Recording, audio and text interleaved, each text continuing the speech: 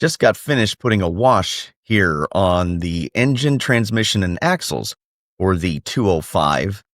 And now I've got to try and do the engine mount and arms for this, which is a little bit on the tricky side. All right, and now we got the arms to do.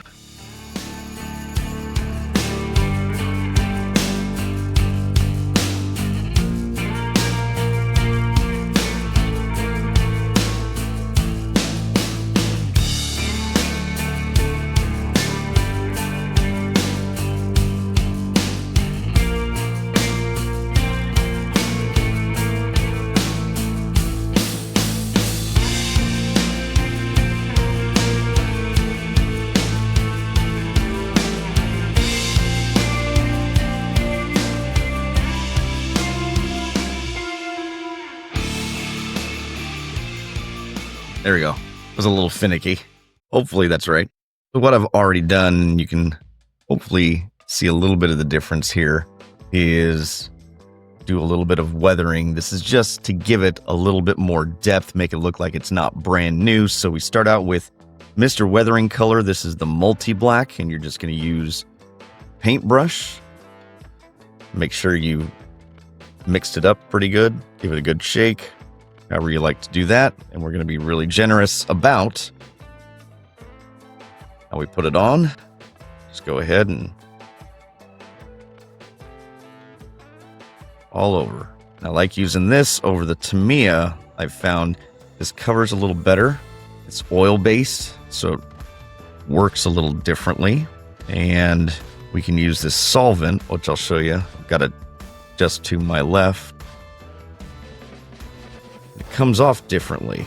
You can just be very generous how it goes on.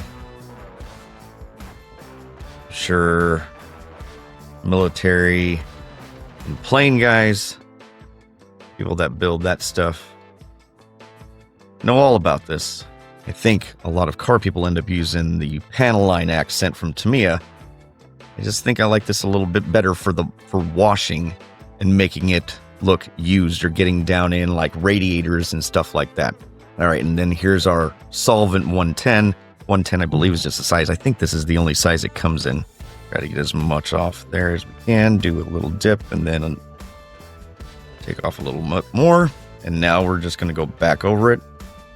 And the idea is to just try to wash off as much as we can and let it just sit down in the cracks. Kind of do this side.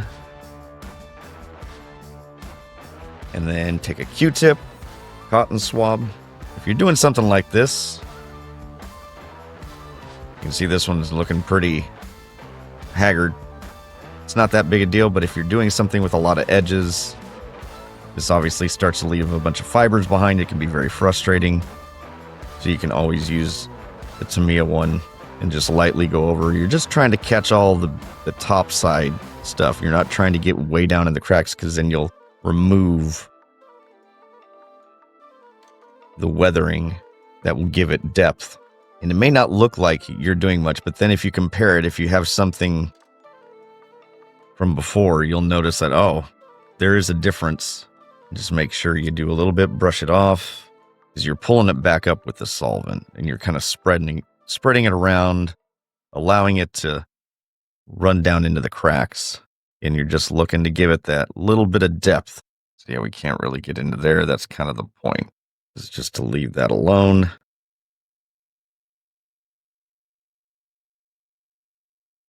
Like where the caliper is and the outside of the brake disc.